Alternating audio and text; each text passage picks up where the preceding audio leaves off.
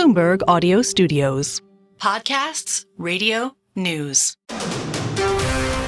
This is Bloomberg Intelligence with Alex Steele and Paul Sweeney. The real outperformance has been the U.S. corporate high yield. Are the companies lean enough? Have they trimmed all the fat? The semiconductor business is a really cyclical business. Breaking market headlines and corporate news from across the globe. Do investors like the M&A that we've seen? These are two big-time blue-chip companies. The window between the peak and cut changing super fast. Bloomberg Intelligence with Alex Steele and Paul Sweeney on Bloomberg Radio.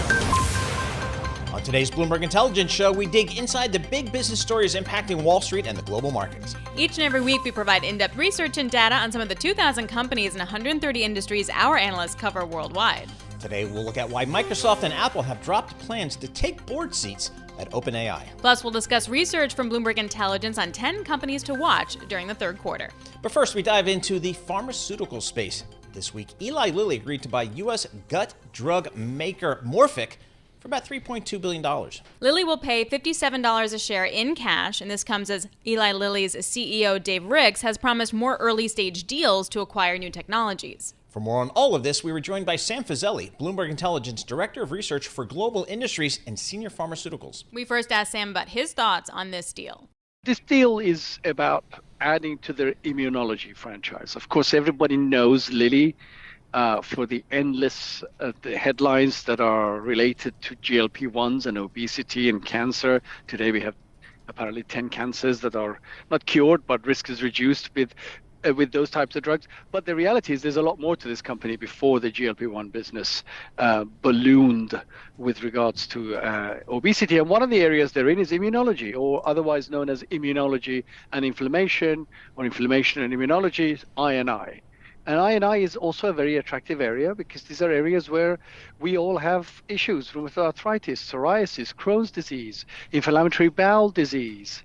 All these things are stuff that we have been suffering from for years. Obesity probably increases the risk too. So they've been a very active company in that space with 4 drugs on the market already, and they've been doing deals adding to it. Sam, $3.2 billion is not a big deal for Lilly, but is this typical of what we see out of big pharma companies in terms of if they see a therapeutic or just a piece of science that's interesting to them, it's better to buy than develop internally?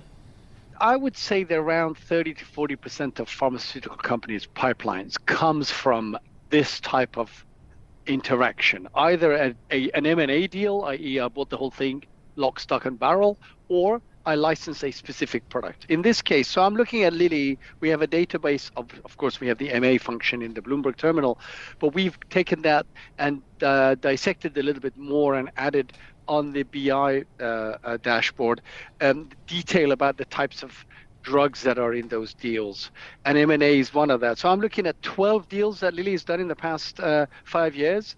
And I'd say that only like 3 of them are in the cardiovascular metabolic space, i.e. diabetes, obesity. The rest are oncology, CNS, and of course, 2 are inflammation and immunology. And this is one of them. So now it becomes 3, right? Because that's not quite updated yet.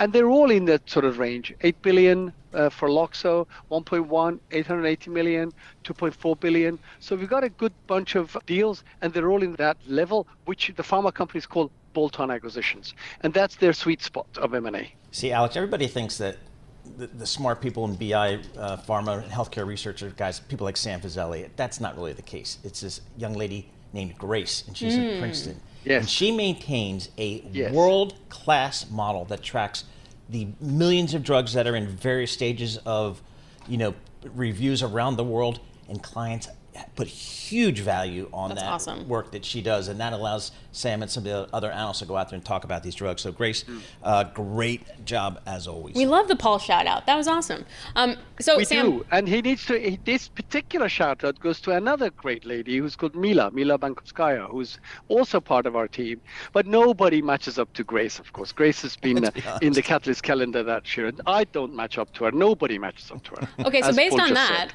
what are some of the cool things that are out there? Like cool drugs that we should be talking about? We never get to talk to you when there's no crisis, really. So what are some cool things out there?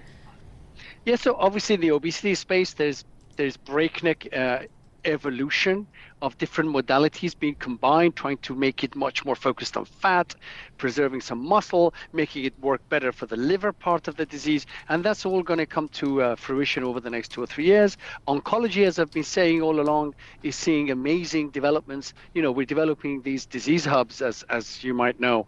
And just for lung cancer, we're developing almost 13 different subgroupings of lung cancer. And it just shows you where treatment of these diseases have got to. And the same applies in inflammation and immunology.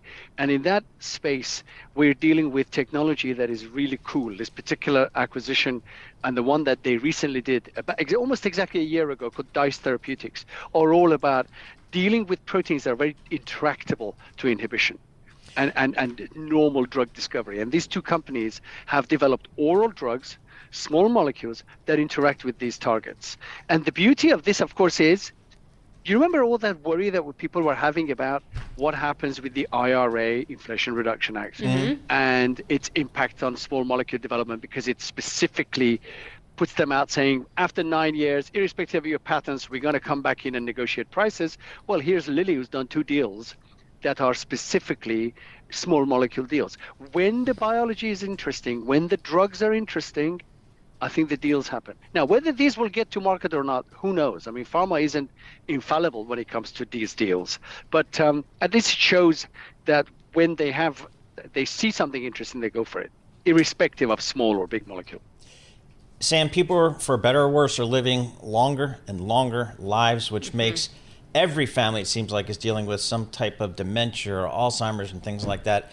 How does the pharma industry, healthcare industry, how do they think about that? How are they kind of getting ready for that? Yeah, so, the beginnings, can I just give you an example, an analog for Alzheimer's disease is obesity. We've been at this obesity game for a year, 10 years, 15 years, 20 years. I remember one of the old drugs from Roche Pharmaceuticals that's still around, called Eli, that reduced the amount of fat you absorb as you eat. Of course, what does that create? Fat left in your stomach. Lubrication, I'm going to leave the rest of it to your imagination, right? So that was the idea. That was going to be helping you lose weight, maybe 3%, 4%, 5%. And then it took a lot of time before somebody started discovering these things, say, oh gosh, we can get to 15, 20%. If you're a 250-pound person, we can help you drop 70 pounds. That happened in obesity. I'm hopeful that the same happens in dementia and neurodegenerative diseases. It's very much tougher. Yeah, I mean, all biology is tough, but CNS is tougher because it's a black box. It's a disease that evolves over 20 years, 30 years. And by the time your disease manifests, you've already had a lot of organic change to your brain. But there's the first products that are approved. With the first products approved, you do get a bit more incentive to develop the next one. Go better, go another mile further. And that's where I'm hoping, at the very least in Alzheimer's disease and Parkinson's, we're going to be going there. Other diseases are a bit tougher still. Do you think that we'll ever have a preventative drug for Alzheimer's, or just a treatment to delay? Well, I think it's very tough to prevent, because how do you know who's going to get it? That means you and I, especially I, because you guys are much longer than me. Yeah, I'm like 22. And Paul he's just come out of school, right? So at what point do you start taking these drugs, right? Yeah. How do I do that? So that becomes difficult. Who pays for it? And if they're preventative, how long do I have to take them before I know? I mean, how do you even do a trial there? Yeah. So don't forget, though, in Alzheimer's disease, you can go into the early mild dementia and try and slow down the disease. But step at a time, and I think we'll have something. Might take a decade or two, but hopefully we'll have something. Is this something, if we see announcements on this front, will likely be, the big pharma companies that you cover making acquisitions of some of these smaller companies that are just focused on this one particular thing? Probably, and don't forget that also the large pharma companies, I mean, the 2 drugs that we have on the market today, Leqembi and I forget what donanemab's called, it's just been approved, so I can't remember its branded name. I'm sorry, Eli Lilly. They both came from within either the pharma company or a Japanese partner. However, in the case of Leqembi, that came from a Scandinavian biotech. So both of these are true. The question is, who's got the firepower, the money to spend the billions required to develop these. And that's often ends up being the pharma companies, the large pharma companies.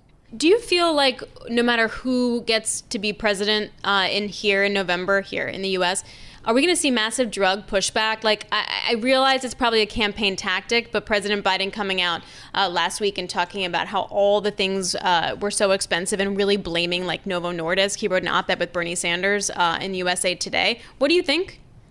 I think this is a hot potato. I don't think they are aiming their guns at the right group of companies. I think you could always argue that drug pricing, because it's the easiest thing, it's a drug that people have to buy and it says Lilly on it, right? Is difficult for some people. A lot of people can't afford them. But there's a lot of middlemen that need to be looked at too, where the increasing cost comes from. And you know what? The best way to entice people to develop obesity drugs, to bring down the price, to bring up competition, is to allow the market to do its job. Yeah. The market will do it. Already, these things are not costing $1,000 a month. We're much closer to 500 net. Let the market do the job. Bring more drugs on. The volume goes up. You can drop the price. Yeah. Our thanks to Sam Fazeli, Bloomberg Intelligence Director of Research for Global Industries and Senior Pharmaceuticals Analyst. Coming up, we're going to break down Delta Airline earnings and what they mean for summer travel. You're listening to Bloomberg Intelligence on Bloomberg Radio, providing in-depth research and data on 2,000 companies and 130 industries. You can access Bloomberg Intelligence via BI Go on the terminal. I'm Paul Sweeney. And I'm Alex Steele, and this is Bloomberg.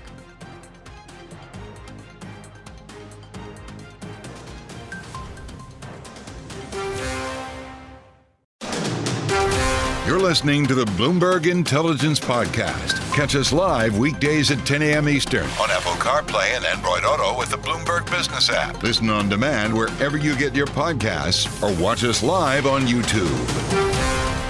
We move now to big tech. This week, we heard that Microsoft and Apple dropped plans to take board roles at OpenAI. It's a surprise decision that comes as regulators in the U.S. and Europe have expressed concerns about Microsoft's sway over OpenAI. For more, we were joined by Mandeep Singh, Bloomberg Intelligence Senior Tech Industry Analyst. We first asked Mandeep for some more context on this story. I mean, if you roll back to last year when we had the OpenAI drama, you know, the board firing Sam Altman and then OpenAI adding 4 new members. And I think everyone so far has been just sort of interested in how OpenAI has evolved since then, in the sense that they have, even though they have added independent board members, Microsoft, you know, and now Apple probably would have joined the board. It doesn't make sense. Like, when you have vested interests, in the case of Microsoft, they have a 49% stake in OpenAI, and they are the primary cloud provider for OpenAI. How can you do a good job of being an independent board member?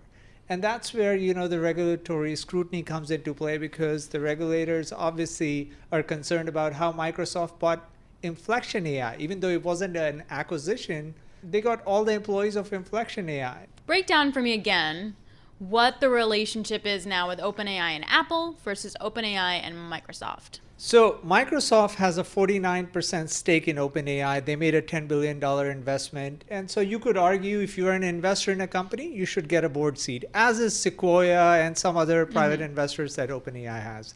Apple, on the other hand, just partnered with OpenAI, which is going to be one of the providers of Gen AI model on their iOS and other devices. And so it's more of a customer-supplier relationship, if you want to call it that way, that Apple is using OpenAI as a supplier. Why were they getting a board seat? Well, you could argue they could be an independent board member, like Fujisimo is one of the board members for OpenAI. She's the CEO of Instacart. Now, I think that's where the fact that these technologies are so intertwined in terms of AI being deployed on Apple devices, you could argue the independence of the board comes into question. And given how important AI ethics and guardrails and all the things that regulators care about, that everyone cares about, frankly, I think the independence of the board was questionable, and these companies decided to proactively not join the board, which I think is good for optics. So Microsoft is under scrutiny in Europe and by U.S. regulators into, I guess, their alleged dominance of AI. What's the view on the street about that risk to Microsoft and, I don't know, I guess at some point maybe Apple, I don't know, but certainly Microsoft?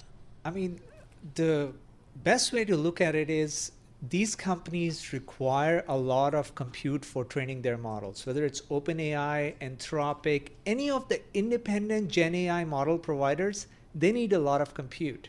Now, in the case of Microsoft, the arrangement is really, full of their interest because OpenAI ends up using Microsoft compute for training their models. All right, what does that mean? What is compute? So think of all the NVIDIA GPUs that OpenAI needs, but it's deployed on Microsoft Cloud. So if I need compute to train the models, I'm not setting up my data center. Anthropic, OpenAI, they're not setting up data centers. They're using Microsoft data centers to get access to that compute. And that's where they could have gone to Amazon or Google to get that compute. The reason they're going to Microsoft is because of the stake they have and the board seat. And so if you are OpenAI and Microsoft is sitting in that board, are you really going to pick any of the alternative cloud providers for training your models? No. Probably not. Do you feel like OpenAI will ever go public or be bought by Microsoft? Like, how does that situation play out? I mean, everyone knows there are antitrust concerns around big tech buying any of these companies. So the acquisition is definitely out of the window. And that's why the way Microsoft got all the employees of Inflection AI, it was a pseudo acquisition. Yeah, you get all of the employees, you pay $600 million, and you're not calling it an acquisition. So in the case of OpenAI, obviously that's not going to happen, but Microsoft does have a 49% stake. Google bought DeepMind for $600 million. Now, they bought it, a few years back, but it just goes to show how, these companies position themselves for the future, and they end up buying a lot of the startups. So I don't see an acquisition on the cards, but OpenAI is unique in the sense it's a nonprofit. And then they are looking to build a business out of it. So their structure was sort of very weird to begin with. And now they had that board trouble where it was a 3% board that fired their CEO. Now they're expanding with independent board members. So I don't think they've got it right still, but at least, not having Microsoft and Apple on the board is good in terms of optics. And that's what I can conclude here. Our thanks to Mandeep Singh, Bloomberg Intelligence Senior Tech Industry Analyst. We move next to the airline industry. This week, Delta Airlines reported worse than expected quarterly results, and the airline also said that domestic carriers are struggling to fill planes during the summer travel season. For more on this, we are joined by George Ferguson, Bloomberg Intelligence Senior Aerospace, Defense, and Airlines Analyst. We first asked George for his take on Delta's recent earnings report. What we do know is that the weakest part of the business right now appears to be sort of basic economy or those economy classes, and that's weighing it down. So actually, I expect that Delta's earnings report will be better than most this quarter. So I think it'll get worse and worse as you get into the low cost and ultra low cost carriers. Because again, that's I think where the majority of the pain is in fares. Yeah, because going through the quarter, like corporate travel rose 13% for Delta in the second quarter. Revenue from international passengers also increased, and premium products jumped 10%. So basically, business people are traveling. We're going overseas, and we're buying business class or first class. So is no one going to Idaho in economy? People are going. They're going for lower fares, right? Their load factors were great on Delta, right? They were like 87%. So they're filling airplanes as well as they filled the year prior. I think Delta will get a bit of a tailwind as business comes back. That tailwind applies to Delta, United, American, the big business airlines. Management always paints a really nice picture of how everything is going, but every market but Atlantic showed lower yields year over year, and yields the price the customer pays per mile they fly. So to me, that's synonymous with fares. So what I saw was weaker fares. They were really bad into Latin America, down I think it was 12% or something like that. They were down a couple percent for the domestic market. Into Europe, it was up 1%. But if you do it on a unit revenue basis, I don't want to get too complicated about how that works, but let's just say that factors in load factors there.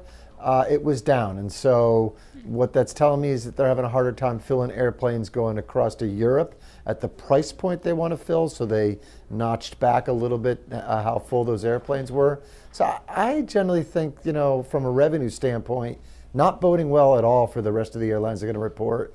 I didn't see any sort of silver lining, for 3Q. It looks like a weakening market to me.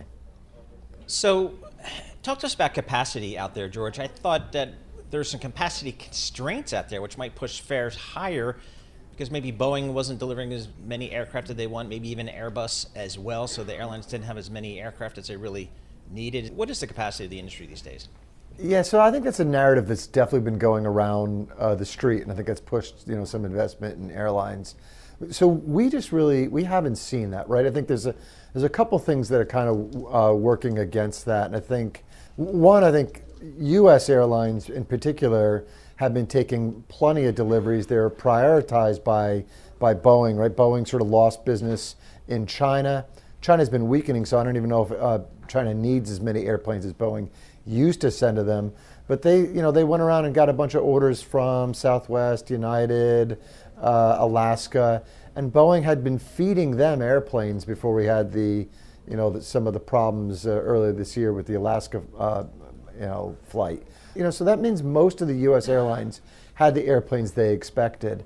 We saw Delta, they added, I think, 5% more seats, and available seat miles, they added 8%. When we look at this market, we see in both 2Q and 3Q additions kind of in that 5%, 6%, 7% range for seats in domestic, seats in Latin America, seats going into Europe. And that's well above GDP growth rates. And so what I think also is going on here is if you were an airline and you thought this bounce back travel post-pandemic, hey, there's all this pent up demand, they're all going to fly this summer, and it's going to be growth greater than GDP, I think you were wrong, right? We're basically saying we think growth in travel is recoupling with GDP like it was prior to the pandemic, and you can't add 5% seats to this market. The US market isn't growing that fast.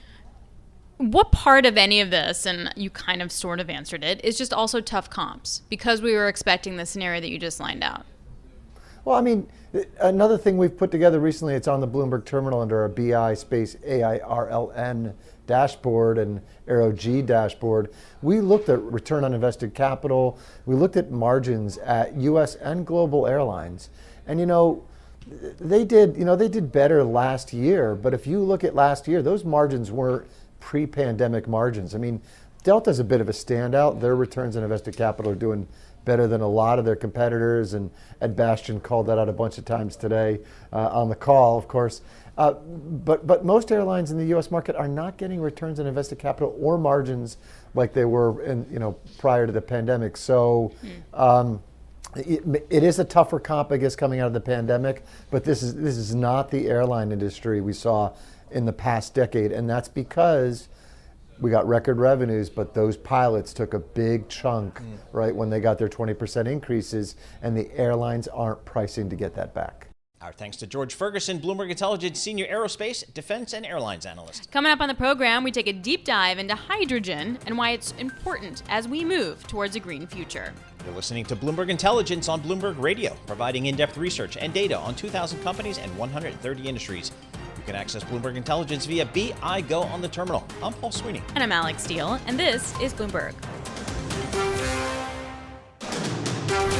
You're listening to the Bloomberg Intelligence Podcast. Catch us live weekdays at 10 a.m. Eastern on Apple CarPlay and Android Auto with the Bloomberg Business app. You can also listen live on Amazon Alexa from our flagship New York station. Just say, Alexa, play Bloomberg 1130.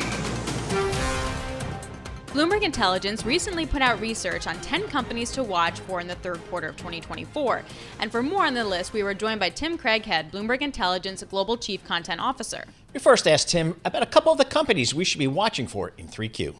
I'll give you a smidge of a backdrop on this, if that's okay, to put it into context. These are all part of what we call our focus ideas, which is a list of companies that we have a strong point of view on fundamentally that we think is different from what the market currently believes. And there's catalyst ahead to hopefully turn the market towards our view. The thing that sets these 10 off is that they all have catalysts coming up in the third quarter, a la the 10 companies to watch for this quarter. And I guess the first group that you have to start, it seems like with any conversation these days, is AI. And there's certainly a couple of AI related ideas here, even though NVIDIA is not on the list. Corning. Ooh, interesting. This fiber optic cable. You can't have AI going through all of these data centers if you can't connect the data centers together. And interestingly, with fiber optic cable, there was actually a down cycle over the course of the past year where there was excess inventory and this, that, and the other with some telco build related to 5G. That sort of is worked its way through, and we expect data center build out to really drive demand for fiber optic cables going forward, a la the potential for positive surprise. There's another one called THK. My guess is you've never heard of this one. Yeah. It's a machinery company out of Japan, and they have a 50% share in something called, now I'm going to make sure I pronounce it correctly, linear motion guide rails. Oh, and you're saying, good. What? Yeah. If you think about how you picture semiconductors being manufactured, there's the equipment that buzzes across and etches these patterns into silicon. The rails that they run on are these things, and they have a 50% share. I love this kind of stuff. Yep. It's like the guts of the things. Yep. Yeah, so these are things that you can't do AI unless you have these things. Mm-hmm. So we're looking for those types of opportunities. You could draw a little bit of a further sort of second or third degree connection with Sandvik. This is another machinery company based in Scandinavia. 50% of their business is mining related. And you're saying, what? Well, the current hot topics these days in mining, among others, is copper. Mm-hmm. And we're seeing a CapEx cycle in copper. You can't dig and mine copper without Sandvik's stuff. So it's another adjunct play on AI. So those are a couple of things. I like this. I mean, I like the way you guys are thinking about this, kind of by the, kind of the tools of AI as opposed to, kind of the direct plays here. Another one is I think about the Olympics in Paris this summer. Mm-hmm. And I think it's going to be just a monster event. Fingers crossed everything goes well. But that's good for all the companies associated with the Olympics. You've got one here, Nike. Talk to us about that. Yeah, so Nike is interesting. You've got the Olympics coming up. They've got new product that's going to be displayed there and promoted there with all the advertisement and visibility that happens. Running shoes like the new Pegasus, there's other products as well. They've lagged for 2 years in innovation, and Puma and Adidas have taken share. You might remember we've talked about Adidas before, where we had a focus idea that Poonam Goyal was behind. Mm-hmm. She's since closed that, shifted gears towards Nike because she sees market share recovery with Nike because they finally got on board with some new innovation. So interesting story there. And I would say similarly, you could kind of throw into the same bucket Galaxy, which is one of the big casino operators in Macau, who, you think about innovation and new product. They opened a big new phase of their Cotai-based resort, and they're starting to gain market share. And summer is the big season for travel. China travel is back up, and there's a big story there that, again, revolves around new product, innovation, right time, right place. What you also have on the list, which is interesting, is RH. This is Restoration Hardware. Is that what this is? Yes, it is. Okay, because the quarter wasn't that good, right? And their stuff is so expensive that in a downturn that feels a little hard to swallow. So you can't buy it on a discount? You can't get a sale at RH? Even the outlet store at Industry City, which is, they've outlet stores in Brooklyn and stuff, is just insanely expensive. You can get something for good quality that's not going to be like $8,000 for like a table. I don't know. Well, so you're playing into you're playing into the idea here, Alex. And I am going to date myself. I remember being a equity research salesperson back at Goldman on the day, and we were doing the IPO for Restoration Hardware. I remember traveling around with management, but that's another story. RH is one of our cautious ideas. along with HCA, the big U.S. hospital company, as well as Nintendo, the gaming software electronics company. We do have negative focus ideas as well as positive focus ideas. And the thing with RH, management guidance and still consensus is guiding for a recovery from what you're just talking about. But notwithstanding the resilient U.S. consumer, we still expect the recovery that's anticipated to disappoint. Furniture sales last year were disappointing, notwithstanding the consumer. And we think a recovery is going to be delayed and expectations are going to be cut again. So that's that one. That's a little bit on the cautious side, right? Yep. Okay. Yes, indeed.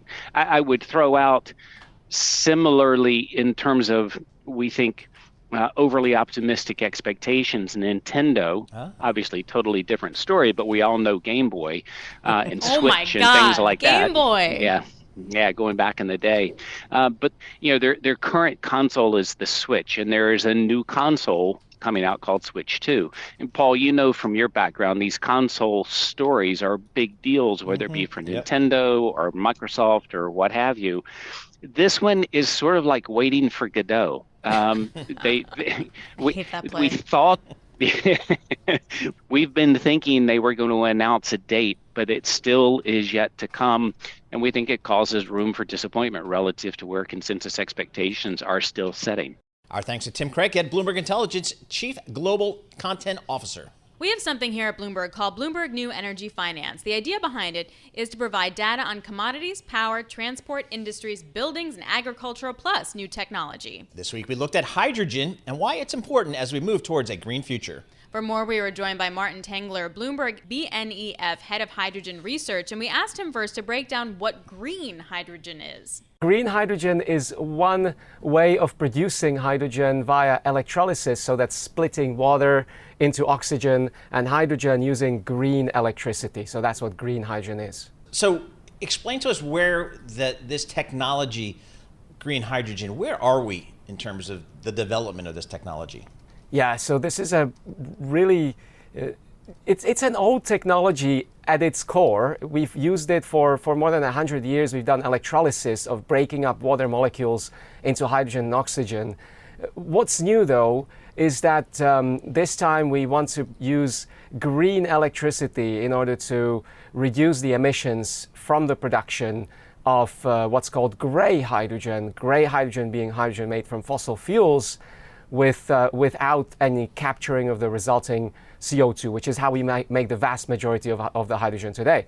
And many countries, many governments have been incentivizing the production of green and sometimes also so-called blue hydrogen, that's gray with carbon capture and storage attached to that, so that we can decarbonize the production of the gray hydrogen that we already produce today, 100 million tons. It's a lot of hydrogen we make.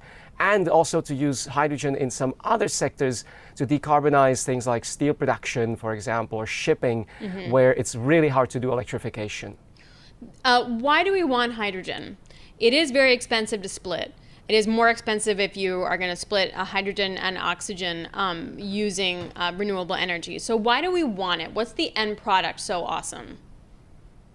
Yeah, so we want it, as I've said, in order to reduce emissions. That's the only reason. Honestly, today making green hydrogen, as you said, Alex, is more expensive than making gray hydrogen. And in turn, making gray hydrogen is more expensive than using fossil fuels because gray hydrogen is made from those fossil fuels. So we only use hydrogen in sectors where it is required for the chemical properties of it today. So that's production of fertilizers, things like ammonia, NH3. You cannot make NH3 without putting H in there, right?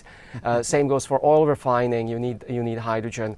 And for future, as I've said, we're going to need it for sectors that are going to be really hard to decarbonize using electrification. For example, it's really hard to run a ship that runs across half the world on batteries. You just don't have enough batteries. Batteries are too heavy. They take up too much space. We need something denser. And one way we could do that, for example, is to combine hydrogen and nitrogen into ammonia, or hydrogen, carbon, and oxygen into methanol, and use those to power the ship instead as a more energy-dense fuel. Martin, which countries or which parts of the world are leading in this green hydrogen move?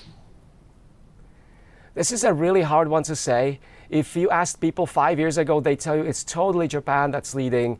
Japan is the first country that had a hydrogen strategy way back when in 2014, when nobody has even thought about hydrogen to the extent that many people are today. But now you could say the real leaders are the US and European Union and its member states. In the US, as you're probably aware, the Inflation Reduction Act was passed back in August 2022. There were some pretty generous tax credits for the production of green and blue hydrogen, and we're seeing especially the blue hydrogen projects in the US now coming through because the economics could actually work out. On green, it's a bit more difficult because companies are still waiting on guidance as to the rules under which they could claim these credits. In Europe, there's a lot of excitement. Europe is the one place with probably the most sincere desire to decarbonize and the strongest policies to do that. We have carbon prices. We have mandates to use hydrogen. There's very few other places where you have actual mandates that require the use of hydrogen for example, shipping or aviation. That's what we're seeing in Europe. Our thanks to Martin Tengler, Bloomberg BNEF Head of Hydrogen Research. This is the Bloomberg Intelligence Podcast, available on Apple, Spotify, and anywhere else you get your podcasts. Listen live each weekday, 10 a.m. to noon Eastern on Bloomberg.com, the iHeartRadio app, TuneIn, and the Bloomberg Business app. You can also watch us live every weekday on YouTube and always on the Bloomberg Terminal.